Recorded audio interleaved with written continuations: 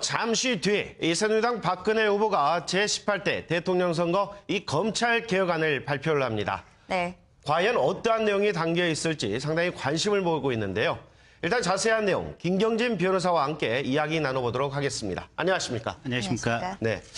자, 이번에 사실은 그 대검 중수부장이 검찰총장에게 항명을 하는 사상 초유의 일이 발생을 해서 지금 뭐 대선 정치판에서도 이 검찰 개혁은 피할 수 없는 숙제가 되지 않았나 싶은데요.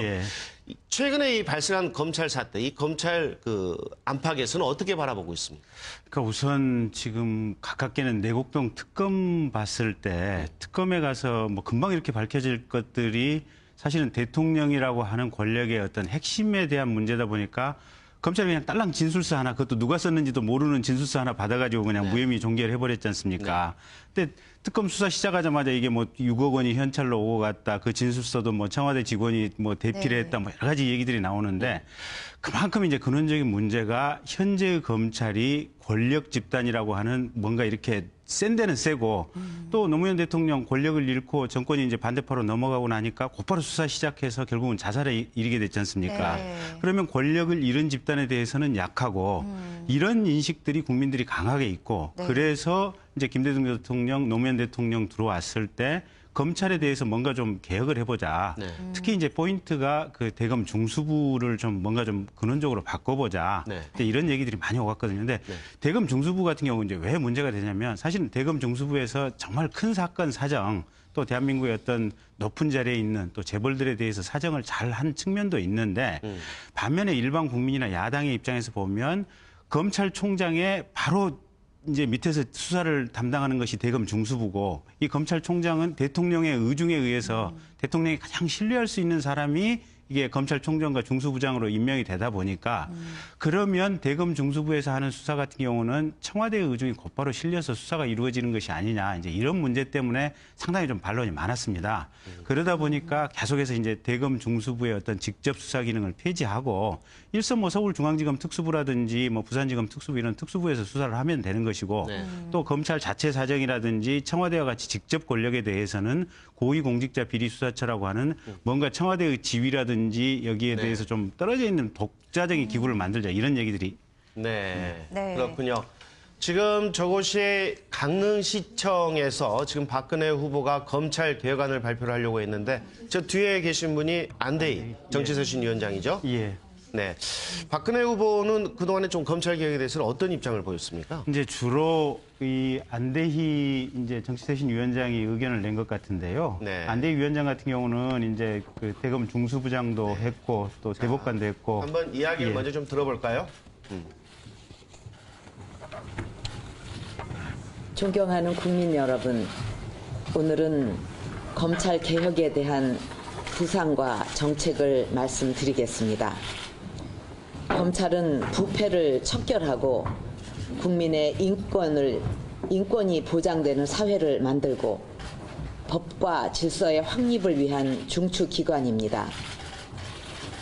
국민이 검찰에게 막강한 권한을 준 것은 엄격한 법 집행으로 국가 기강을 바로 세우라는 요구이고 모든 검찰권은 국민으로부터 나오는 것입니다.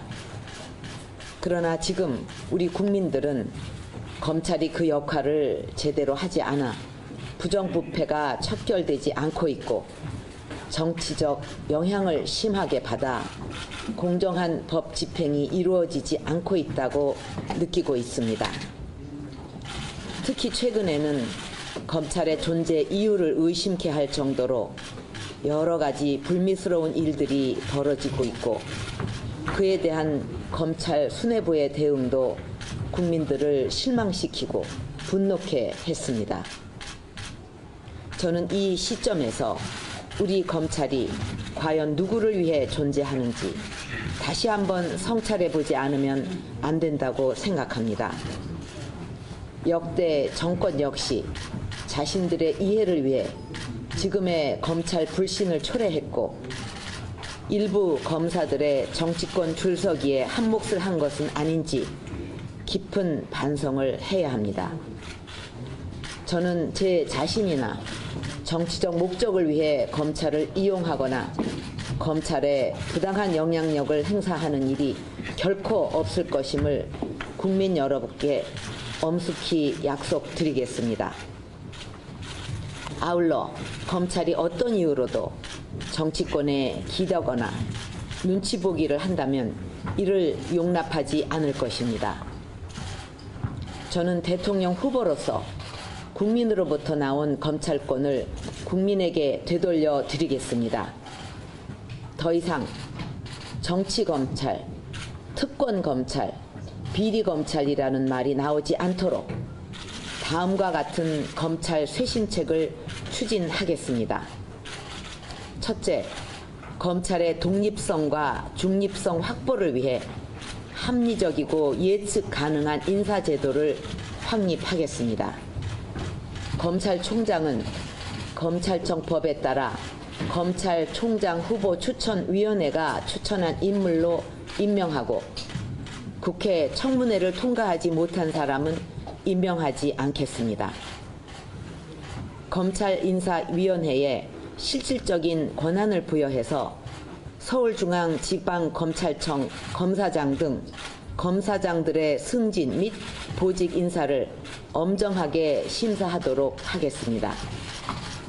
고등 및 지방검찰청 검사의 보직은 소속 검사장이 결정하도록 하겠습니다. 현재 55명에 이르는 검사장급 이상 직급을 순차적으로 감축하고 검사의 직급을 법률의 규정에 맞게 운영하여 차관급 남용이라는 비판이 더 이상 나오지 않도록 하겠습니다.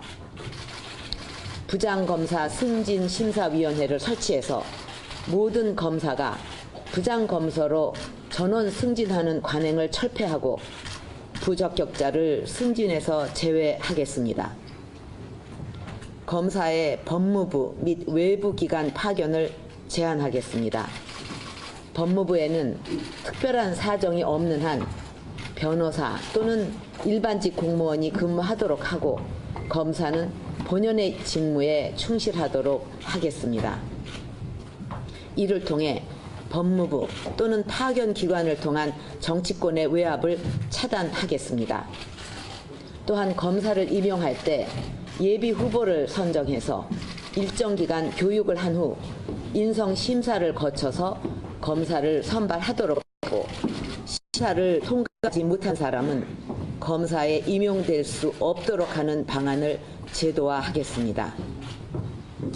둘째, 비리 검사는 영원히 퇴출시키겠습니다. 검사의 적격 심사 제도를 강화해서 검사의 적격 검사 기간을 현재의 7년에서 4년으로 단축하겠습니다. 직무 수행 능력이 현저히 떨어진다고 판단되는 경우 수시로 적격 검사를 해서 부적격 검사는 조기에 퇴출시키겠습니다. 검사에 대한 감찰을 강화하겠습니다. 감찰본부의 인력을 증원하고 감찰 담당자는 전원 검사가 아닌 사람으로 임명하겠습니다. 징계의 사유를 향응, 금품 수수 등으로 명확하게 하고 처벌 수위를 강화하면서 절차를 간소화하겠습니다. 부적절한 접대 등에 대해서는 지휘고하를 막론하고 엄중한 조치를 취하도록 하겠습니다. 검사가 비리를 저지르고 옷을 벗은 경우에는 일정 기간 변호사 개업을 못하도록 하겠습니다. 셋째, 검찰의 권한을 대폭 축소, 통제하겠습니다. 그동안 검찰의 정치적 중립성 논란이 끊이지 않았던 대검찰청 중앙수사부를 폐지하겠습니다. 그리고 서울중앙지검 등 일선 검찰청의 특별수사부서에서 그 기능을 대신하게 하겠습니다. 다만 예외적으로 관할이 전국에 걸쳐 있거나 일선지검에서 수사하기 부적당한 사건은 고등검찰청의 TF팀 성격의 한시적인 수사팀을 만들어 수사하도록 하겠습니다. 그리고 검찰 권한에 대한 민주적 통제를 위해 검찰시민위원회를 강화해서 중요 사건의 구속영장 청구를 비롯한 기소 여부에 대해서 검찰시민위원회의 심의를 거치도록 하겠습니다. 검찰시민위원회 구성도 외국의 기소 대심원과 대배심과 참여 재판의 배심원에 준하도록 하겠습니다.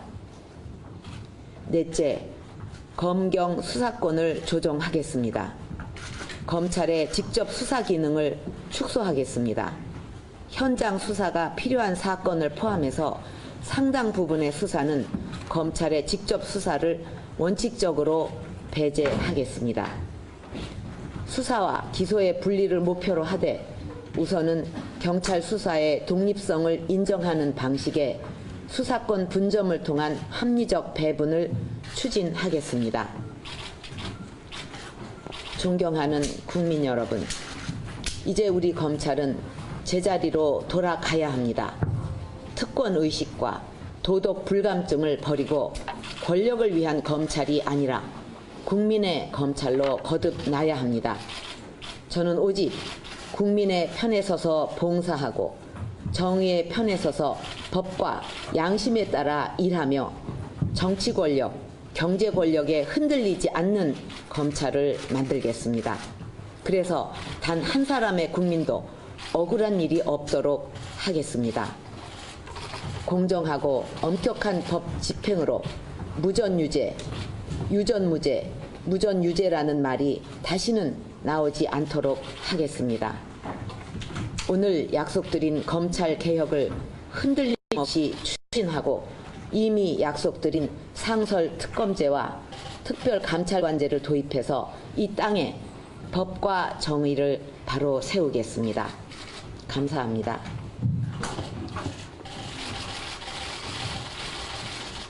네, 이것으로 박근혜 대통령 후보의 정책 발표를 마치겠습니다.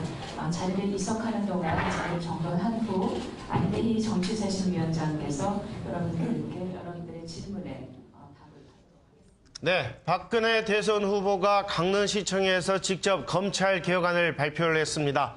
생각보다는 상당히 강도가 센 것으로 지금 평가가 되고 있습니다. 주요 내용 한번 정리해 볼까요? 네, 먼저 독립성과 중립성을 확보하겠다고 말했습니다. 합리적이고 예측 가능한 인사제도를 시행해서 국회 청문회를 통과한 검찰총장을 임명하겠다고 얘기를 했고요. 또 부장검사 승진 심사위원회를 설치하겠다고 했습니다.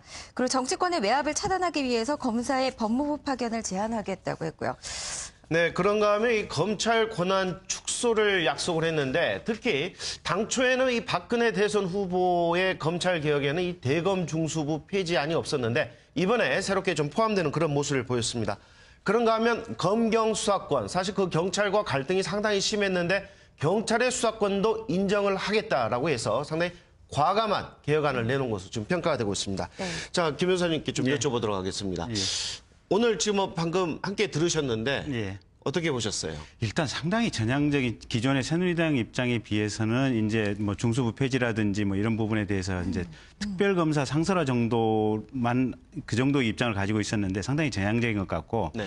두 번째는 민주당의 기존의 입장 또 사퇴한 안철수 후보 측의 입장과 거의 대동소이해졌다. 네. 그러면 이 정도의 안을 가지고 이 정도의 안이라면 대통령 선거가 끝나면 아마 곧바로 법률 개혁이 이루어질 수 있을 것 같다. 그래서 이제 국민들 입장에서는 이게 얼마만큼 실제로 실천 의지를 가지고 실천하느냐 대통령 선거 이후에 이제 이 점을 가지고 봐야 될 것 같고요. 또 한 가지가 이제 검찰의 인사 결국은 이제 검사가 이 정권의 눈치를 보는 것, 정치권의 눈치를 보는 것은 인사권을 청와대가 가지고 있기 때문에 눈치를 보는 거거든요. 그렇죠. 네. 그러면 그 인사권을 지금 제한하는 방변으로 검찰총장 추천위원회를 구성해서 거기서 검찰총장을 추천하고 네네. 또 검사장급 이상 보직을 부여하는데도 검찰의 인사위원회를 두어서 거기서 하겠다. 그동안에는 대통령이 직접 임명을 하는 방식이었나요? 예, 그렇습니다. 네. 물론 검찰 안에도 지금도 인사위원회가 있긴 있었지만 핵심은 이제 지금부터 지켜봐야 될 부분이 그겁니다. 검찰의 인사위원회를 어떻게 구성할 것이냐.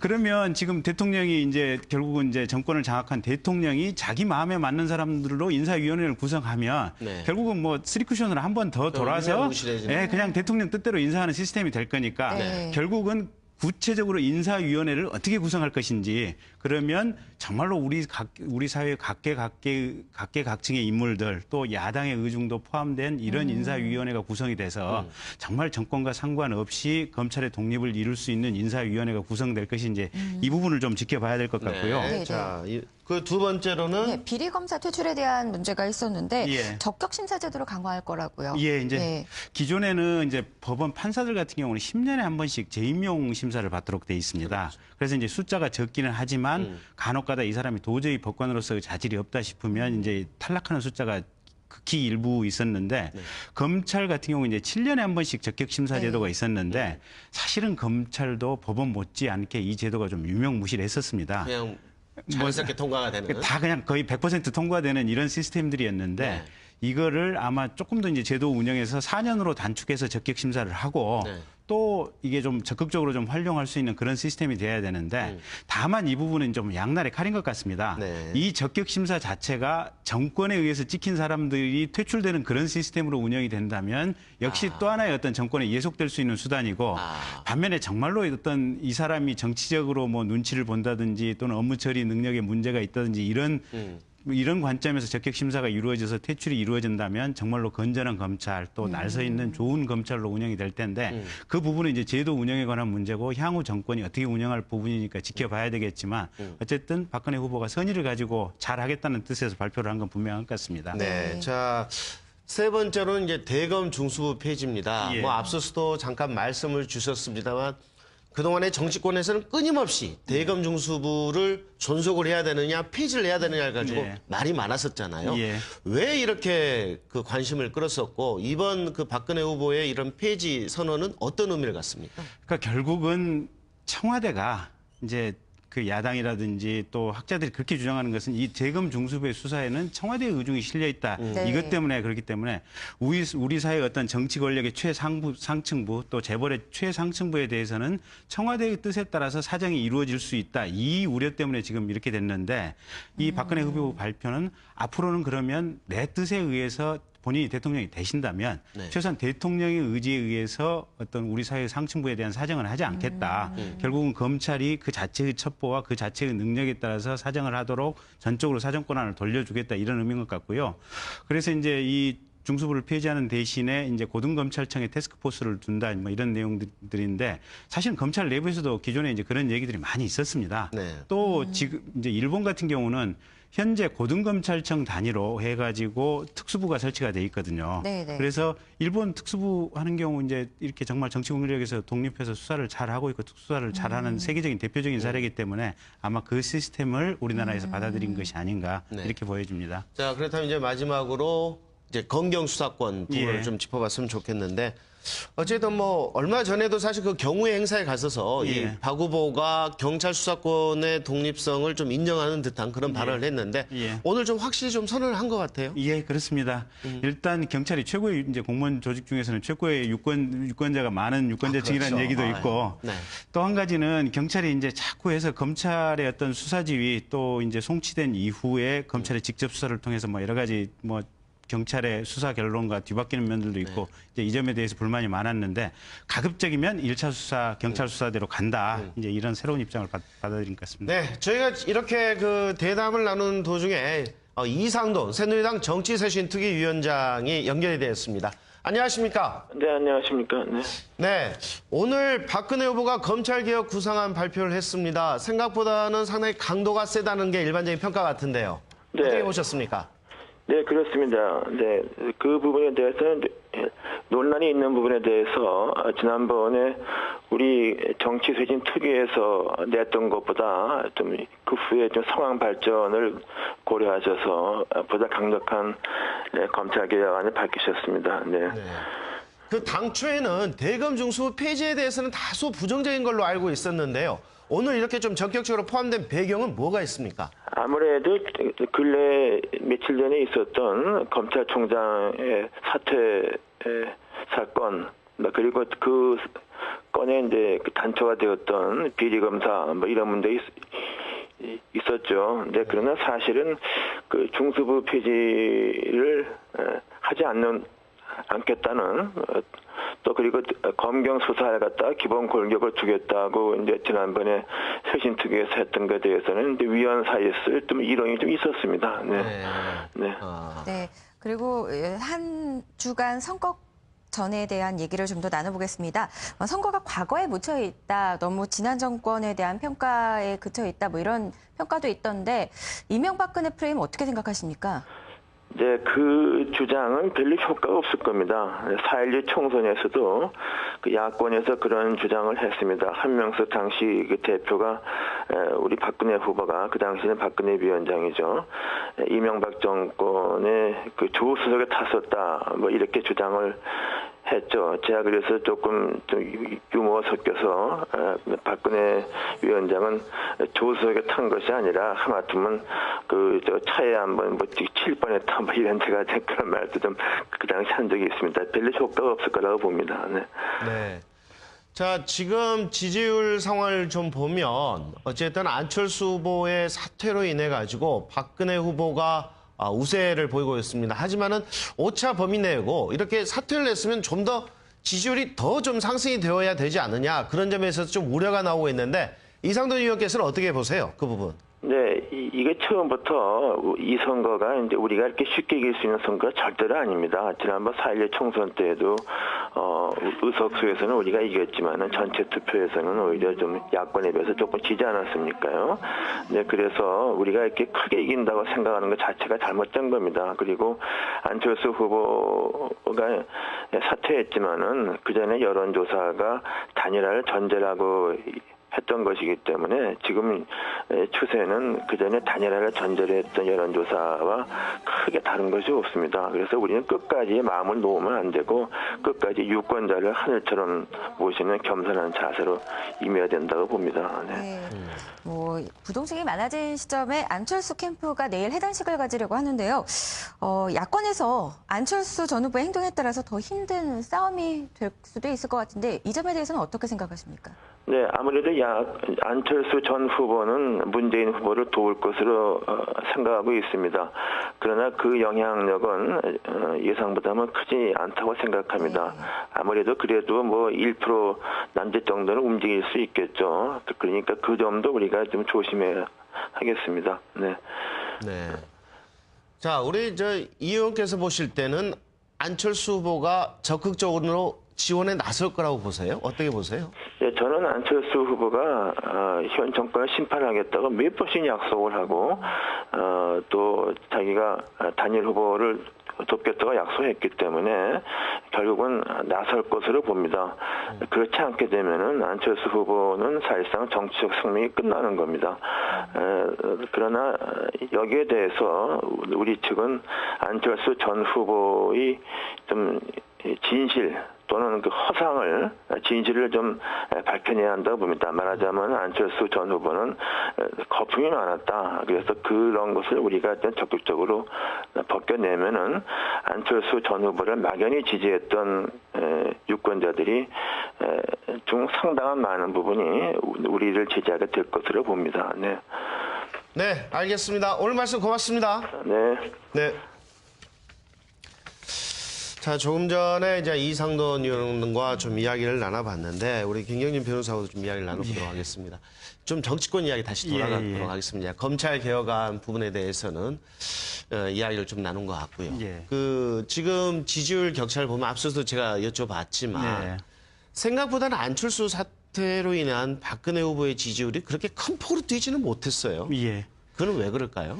그래 이제 결국은 이게 처음에는 박근혜 후보가 새누리당 후보로 선출된 직후에는 광폭 행보를 보이지 않았습니까? 전태일 열사 이렇게 찾아간다든지 여러 가지 이제 노무현 대통령 또 묘소 생가 찾아간다든지 이랬는데 그게 이제 중간에 벽에 부딪히고 인혁당 사태라든지 정수장학회 공세가 들어오니까 결국은 보수층 결집으로 지금 정책이 선회가 됐거든요. 그래서 이 보수층 결집 정책을 두세 달 쭉 해오는 과정에서 결국은 이제 중도에 대한 확장성을 좀 많이 잃어버렸고 이제 그것 때문에 결국은 이 보수층이 굳건하게 결집은 됐지만 또 또 과거에 이제 그 과거 정치인들이 많이 이렇게 지지선을 하면서 들어오지만 그게 이제 어떤 세 확장에는 어느 정도 한계가 있을 수밖에 없는 상황이고 다만 그렇다고 하더라도 지금 평균적으로 여론조사 한 매일 하루에 몇 군데씩 쏟아져 나오고 있지 않습니까? 근데 대체로 보면 한 5분의 4 정도의 여론조사가 박근혜 후보 우세로 나오고 그것도 한 3%에서 4% 정도 우세로 나오거든요.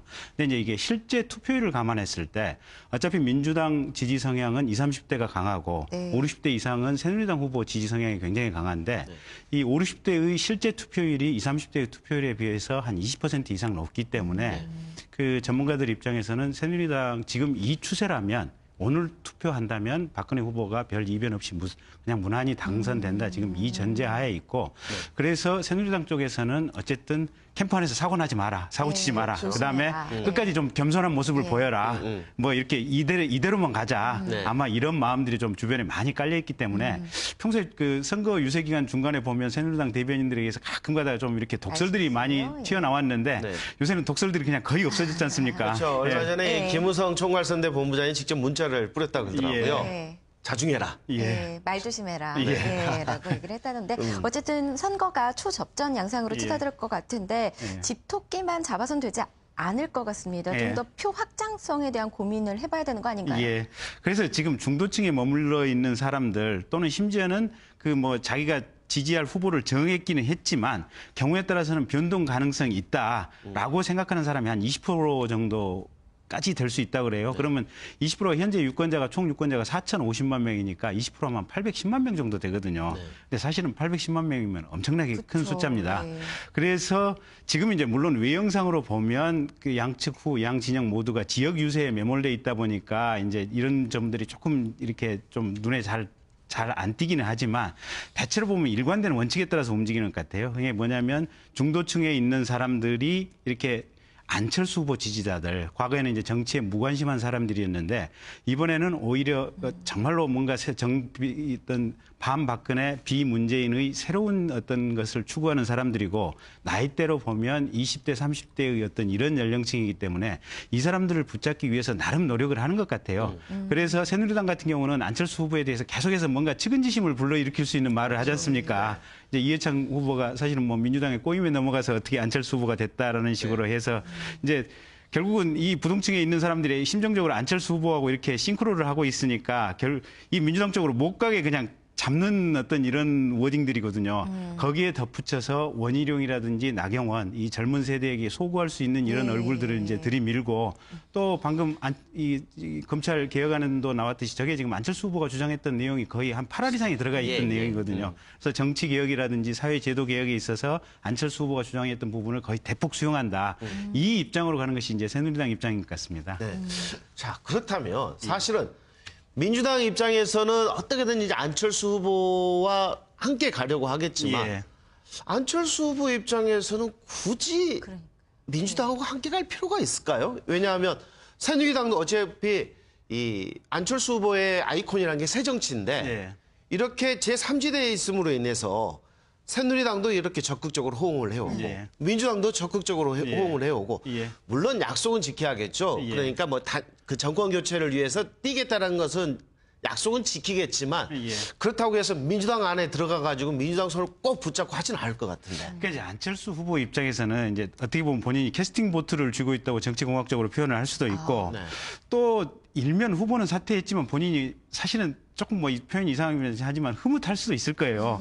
왜냐하면 본인이 주장했던 정책 공약들을 새누리당도 실천하겠다고 적극적으로 얘기하고 있고 민주당도 적극적으로 실천하고 있다고 하고 그러면 사람이 정치에 나선 이유가 뭐냐면 뭔가 자기가 정치적 이상으로 삼고 있는 부분을 실천하기 위해서 정치를 하는 것인데 비록 본인이 대통령직은 못 오르지만 아니 자기가 주창했던 어떤 이념적 목표들이 다 이렇게 실천돼가고 있으면 사실 대통령이 된 거나 마찬가지 역대 아니겠습니까? 무소속 후보 중에 가장 힘이 센 예. 전직 후보가 아닌가 싶은데. 예, 이제 그런 측면에서는 이런 또 조금 마음의 위안이나 안도가 될 수 있을 것 같고 다만 이제 인간으로서 향후 뭔가 직책을 가지고 본인이 구체적으로 하고 싶다는 이런 입장에서 보면 사실은 새누리당이 집권하는 것이 전선이 이렇게 선명하게 형성이 되기 때문에 네. 안철수 후보 입장에서 차라리 새누리당이 집권돼야 된다 이런 생각을 할 수도 있고 또 반면에 정치라는 게 한 단계 한 단계 이렇게 발전한다는 이런 측면에서 보면 새누리당 정권에서 민주당 정권으로 정권 교체가 이루어지고 거기서 또 본인이 정치 쇄신을 해야만 단계 올라갈 수도 있을 것이다. 이런 생각을 할 수도 있기 때문에 참 본인 생각이 복잡할 것 같습니다. 좀 더 지켜봐야겠네요. 네. 예, 그렇습니다. 어쨌든 뭐 양쪽 후보들은 많이 뭐 애가 타겠지만 예. 국민들의 입장에서는 좀 재밌어요, 사실. 자, 김경진 변호사와 이야기 나눠봤습니다. 오늘 말씀 고맙습니다. 고맙습니다. 감사합니다.